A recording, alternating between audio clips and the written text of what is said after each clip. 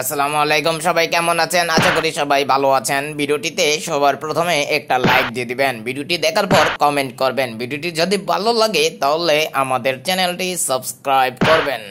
আজকের আইপিএল খেলায় মুখোমুখি হতে চলেছে চেন্নাই সুপার কিংস এবং কলকাতা নাইট রাইডার্স। এখন আমরা কথা বলবো শাহরুখ খানের সাথে, দেখি উনি জয়ের ব্যাপারে কি বলেন।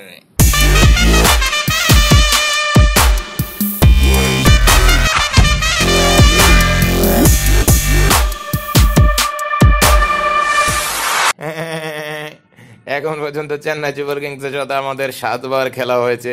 7 বারের মধ্যে মাত্র আমরা 2 বার হেরেছি, 5 বারে আমরা জিতেছি।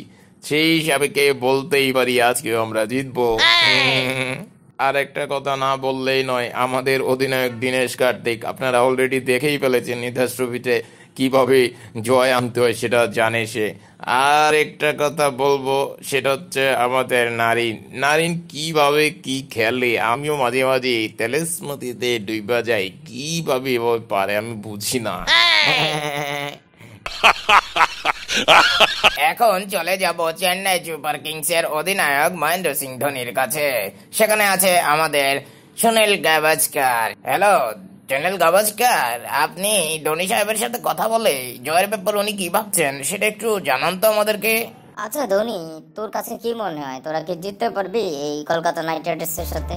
সুনীল গাভাস্কার, তুমি কি যে কও, আমাদের দলে ডোয়েন ব্রাভোর মতো প্লেয়ার আছে, আরো অনেকগুলো প্লেয়ার আছে, আমি তো নিজেই আছি, তো জিতবো না কেন?